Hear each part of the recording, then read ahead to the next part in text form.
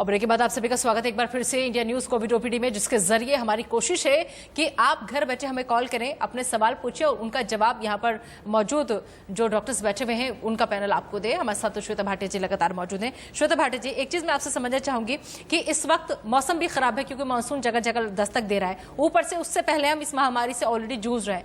तो ऐसे में अगर हल्का सा भी मौसम की चेंजेस की वजह से बहुत से लोगों को फीवर की शिकायत हो रही है, बहुत से लोगों को जुकाम की भी शिकायत हो रही है, तो अब ये नॉर्मल फीवर कोविड फीवर में हम फर्क कैसे करें, या फिर अगर फीवर होता है तो 2 से 3 दिन हमें वेट करना चाहिए, उसके बाद टेस्ट कराएं?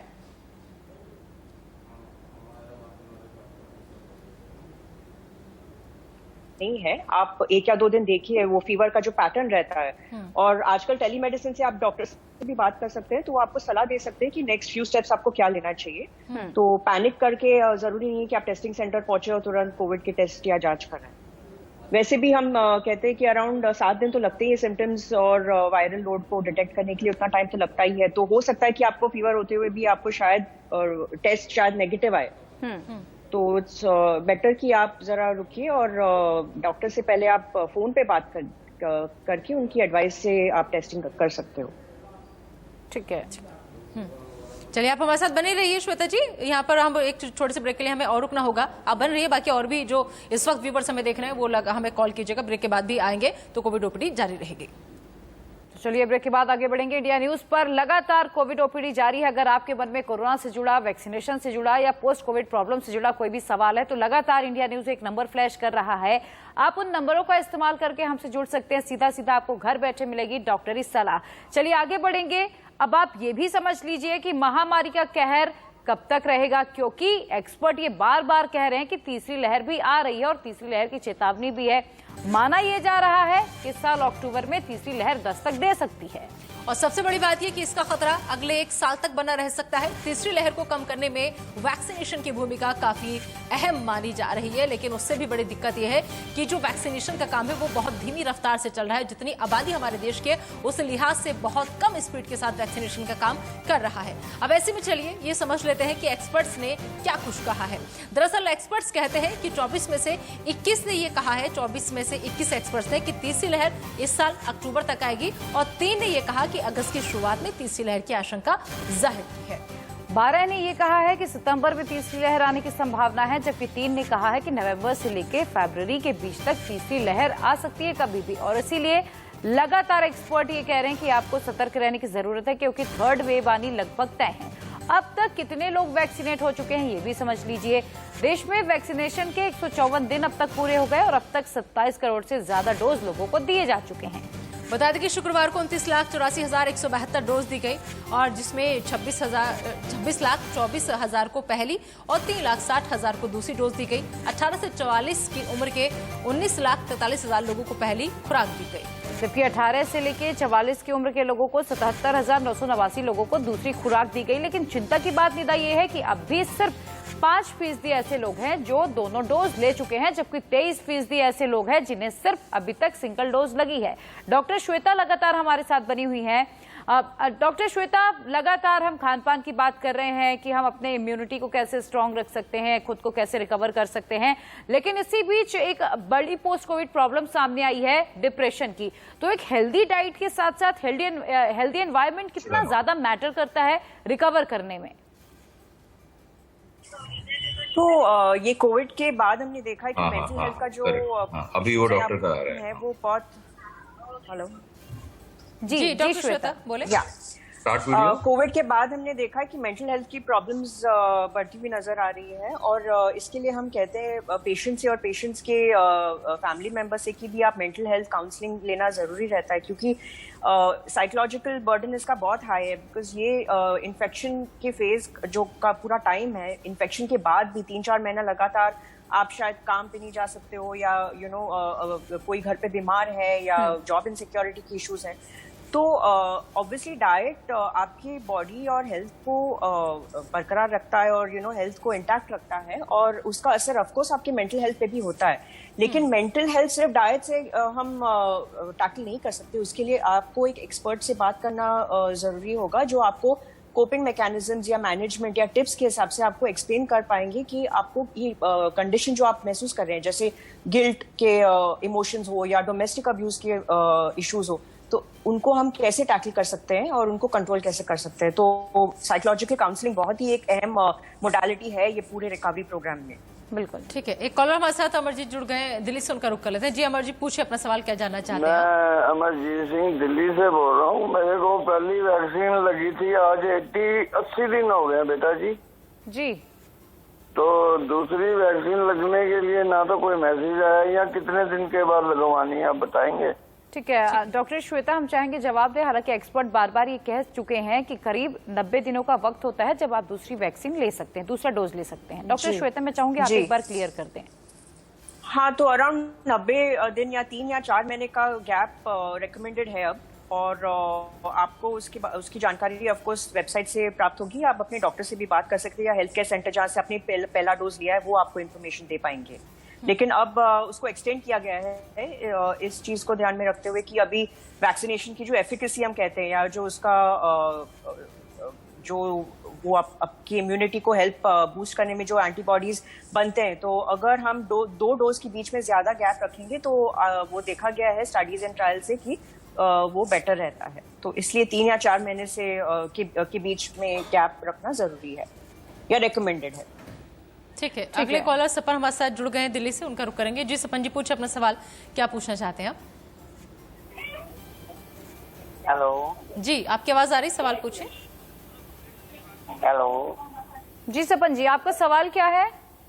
मेरा सवाल ये है, मेरे जो स्टैंड लगा हुआ है 4, मतलब हार्ट का पेशेंट हूँ मैं, 4 स्टैंड लगा हुआ है, क्या मैं कोविड का वैक्सीन लगा सकता हूँ? ठीक है डॉक्टर श्वेता, हम चाहेंगे आप जवाब दे दें। जी, आप लगवा सकते हो, लेकिन आप अगर कोई मेडिकेशंस या दवाइयाँ के शेड्यूल पे हो तो आप अपने डॉक्टर से बात कर लीजिए एक बार। लेकिन वैक्सीनेशन सबके लिए रेकमेंडेड है, एक्सेप्ट आई थिंक प्रेग्नेंट और लैक्टेटिंग वुमेन के लिए, या जो ब्रेस्ट फीडिंग वुमेन है उनको एक्सेप्शन है उनका, बट बाकी सारे पॉपुलेशन को वैक्सीनेशन की रिकमेंडेशन है। बिल्कुल डॉक्टर श्वेता, आप डॉक्टर से कह चुके हैं जो ब्रेस्ट फीडिंग मदर्स हैं वो भी वैक्सीनेट हो सकती है, कोई प्रॉब्लम नहीं। हाँ, हालांकि अभी प्रेग्नेंट लेडीज के लिए फिलहाल रोक लगी हुई है, उन पे ट्रायल चल रहा है, और जैसे ही नतीजे आएंगे हो सकता है कि आने वाले दिनों में उन्हें भी वैक्सीनेशन मिलना शुरू हो जाए। बच्चों पर भी ट्रायल शुरू हो चुका है। डॉक्टर श्वेता, मैं यहाँ आपसे ये भी समझना चाहूंगी, अब चूंकि मौसम बदल रहा है और ऐसे में जरूरत है अपने खान पान में बदलाव भी लाने की, तो इन दिनों हमें अपना खान पान किस तरह का रखना चाहिए? क्या क्या वो चीजें हैं जो हम अपने खान पान में शामिल कर सकते हैं? तो एक तो है सबसे पहले हाइड्रेशन, क्योंकि हम जब रेस्पिरेटरी इन्फेक्शंस या सर्दी या जुकाम के बारे में बात करते हैं तो सबसे पहले हाइड्रेशन बहुत इंपॉर्टेंट है, क्योंकि वो वाटर जो हम पीते हैं या लिक्विड जो हम पीते हैं, जैसे छाछ है या सूप है या कोकोनट वाटर है, इन सब चीज़ों से हमारी बॉडी की जो हाइड्रेशन बनी रहती है, तो वो बहुत इंपॉर्टेंट है कि आपको वो फीवर, कोल्ड, जुकाम जैसे बीमारियों से बचाता है सबसे पहले। सेकंड, जैसे मैंने कहा कि आप बाहर का खाना ना खाएं, क्योंकि अभी रेस्टोरेंट्स तो बंद हैं या जो ऑर्डरिंग डिलीवरी जारी रहती है, बट मैं यही रिकमेंडेशन दूंगी कि जहां तक हो सके आप घर पे खाना खाइए, क्योंकि खाने से भी आपको कोल्ड फीवर के सिम्टम्स आ सकते हैं और डायरिया वगैरह चीजें भी हो सकती है। तो ये समय नहीं है कि हम ये रिस्क ले सकते हैं कि क्योंकि जैसे हमने पहले डिस्कस किया कि आजकल अगर फीवर भी हमें है, नॉर्मल फीवर है, कोरोना नहीं है, कोविड नहीं है, तो हम उसको डिफरेंशिएट या डायग्नोज नहीं कर पाते कि दोनों में से क्या है, और फिर हम वो पैनिक मोड में चले जाते हैं। तो मैं यही सलाह दूंगी कि आप घर का खाना खाइए, और लेकिन हाँ, प्रोटीन्स और विटामिन सी जैसे एंटीऑक्सीडेंट्स विटामिन्स है, उसका जो क्वांटिटी अमाउंट है आप उसको एटलीस्ट 1000 मिलीग्राम तक रखिए डेली।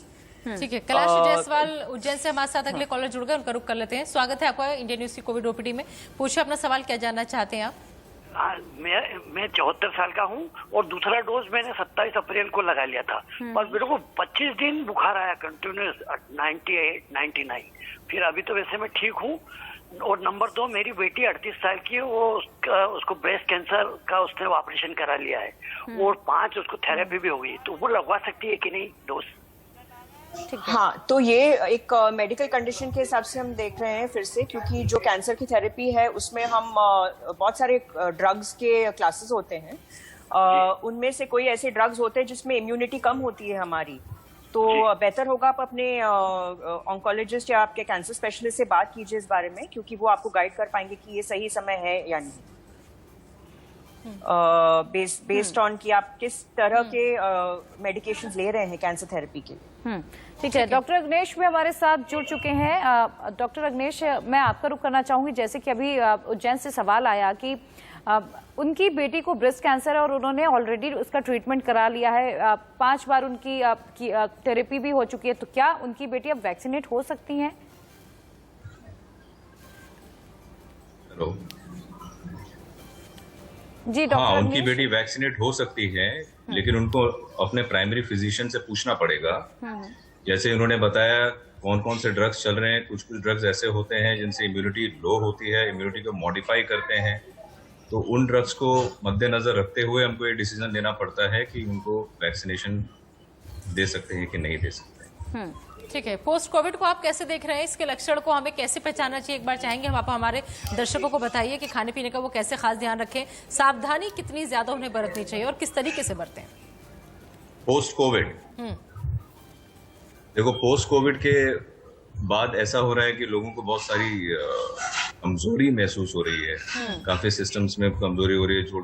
जो नॉर्मली जो एक्सरसाइज करते थे वो अपनी नॉर्मल एक्सरसाइज भी बराबर से नहीं कर पा रहे हैं, कमजोरी हो रही है। तो इसको अच्छा करने के लिए सिर्फ सबसे इम्पोर्टेंट ये है कि उनको अपना न्यूट्रिशन और अपना हाइड्रेशन मेंटेन करके रखना है। कुछ जो बेसिक मल्टीविटामिन हैं, जैसे विटामिन सी है, विटामिन B12 है, ये सब वो ले सकते हैं। कुछ अगर लिंगरिंग सिम्टम्स हैं, जो बचे हुए सिम्टम्स, जैसे कि रोजमर्रा में खांसी हो रही है या सूखी खांसी है, तो उसके लिए वो अपनी मेडिसिन ले सकते हैं। कुछ ब्रीदिंग टेक्निक्स हैं, ब्रीदिंग एक्सरसाइजेस हैं, वो कर सकते हैं। जैसे योगा इसमें बहुत ज्यादा बेनिफिशियल है, स्पेशली ब्रीदिंग टेक्निक्स, जो ऑल्टरनेट ब्रीदिंग है या कुछ प्राणायाम्स हैं, उनसे हमारा ऑक्सीजनेशन भी बेटर होता है और जो एयर फ्लो है वो भी बेटर होता है। तो उससे हमारा immunity as well as strength बढ़ने में मदद मिलता है। ठीक है डॉक्टर अग्नेश और डॉक्टर श्वेता, आप दोनों बने रहिएगा। वापस आऊंगी तो डॉक्टर अग्नेश, मैं आपसे ये समझने की कोशिश करूंगी कि लॉन्ग टर्म कोविड क्या होता है। ब्रेक के बाद हम इसका जवाब लेंगे। फिलहाल वक्त एक छोटे से ब्रेक का है। ब्रेक के बाद आपका एक बार फिर से स्वागत है। इंडिया न्यूज पर लगातार कोविड ओपीडी जारी है। हमारे साथ डॉक्टर्स का पैनल भी मौजूद है, जिनके सवाल जवाबों का सिलसिला लगातार जारी है। एक और कॉलर हमारे जुड़ चुके हैं हमारे साथ, गौरव दिल्ली से, उनका रुख करेंगे। संतोष, माफ कीजिएगा, संतोष का रुख करेंगे। संतोष, पूछे अपना सवाल, क्या जानना चाहते हैं आप? हेलो जी संतोष, पूछे सवाल। हाँ मैडम, मैं कह रहा हूँ कि मुझे थायराइड 12 साल से थायराइड के पेशेंट हूँ मैं, और अभी मेरा थायराइड नॉर्मल है, तो क्या मैं कोवैक्सीन वैक्सीन ले सकता हूँ मैं? ठीक है डॉक्टर अग्नेश, हम चाहेंगे आप जवाब दे दें। ठीक है डॉक्टर अग्नेश, आप जवाब दे दें। तो आपको थायराइड की क्या तकलीफ है? आपका थायराइड कम की तरफ है कि ज्यादा की तरफ है? क्या मेडिसिन ले रहे हैं? 125 mg के वो कैप्सूल खा रहा हूँ। टैबलेट आप डेली मॉर्निंग में 125 खा रहे हैं ना?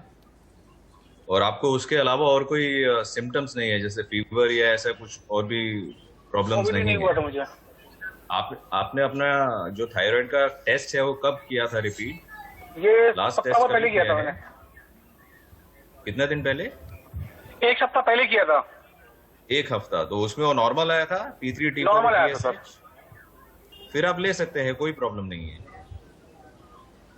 आप वैक्सीनेशन ले सकते हैं। ठीक है डॉक्टर श्वेता और डॉक्टर अग्नेश, मैं दोनों से ही इस पे रिएक्शन चाहूंगी। पहले डॉक्टर श्वेता, आप लॉन्ग टर्म कोविड क्या है, इसे आप कैसे देखते हैं? क्योंकि बहुत सारे ऐसे लोग हैं जिनकी 3 महीने तक रिपोर्ट नेगेटिव आ ही नहीं रही है। तो रिपोर्ट नेगेटिव नहीं आती है इसलिए क्योंकि हम देखते हैं कि वायरस के कोई पार्ट्स रहते हैं हमारे सिस्टम में, इसकी वजह से वो टेस्ट पॉजिटिव आते हैं। लेकिन इसके अलावा हो सकता है कि वो टेस्ट पॉजिटिव होते हुए भी आपको शायद सिम्टम्स नहीं है, तो वो एक चीज है। और दूसरी बात ये होती है कि आप अगर नेगेटिव भी टेस्ट होते हो लेकिन आपके जो इनिशियल इन्फेक्शन के लक्षण होते हैं वो जारी रहते हैं 6 महीनों तक। जैसे मैंने कहा कि 15 डेज आइसोलेशन के बाद जो इन्फेक्टिविटी रेट या तो इन्फेक्शन स्प्रेड होने की जो कैपेसिटी कम होती है, तो उस हिसाब से नेगेटिव या पॉजिटिव टेस्ट इतना मैटर नहीं करता है। बट आपके जो सिम्टम्स हैं, और जैसे आपने पहले भी कहा कि बाकी ऑर्गन्स पे भी इसका असर होता है, तो सिर्फ फेफड़ों पे नहीं, लेकिन अगर कोई कार्डियक पेशेंट है या किडनी पेशेंट है या डायबिटीज के पेशेंट्स हैं। इसके अलावा अगर वो मेडिकेशंस ले रहे हैं कोविड के बाद भी, जैसे आईसीयू से डिस्चार्ज होकर कई दिनों तक 15 डेज तक पेशेंट्स को मेडिकेशंस पे रखा जाता है, तो उनके साइड इफेक्ट्स भी होते हैं। सो इन सारी चीजों को हमको ध्यान रखना पड़ता है उनके रिकवरी प्रोग्राम में। ठीक है, तो डॉक्टर श्वेता भाटी हमारे साथ, डॉक्टर अंगनीश पाटिल लगातार हमारे साथ जुड़े हुए थे। बहुत बहुत शुक्रिया आप दोनों मेहमानों का अपना कीमती वक्त हमें देने के लिए।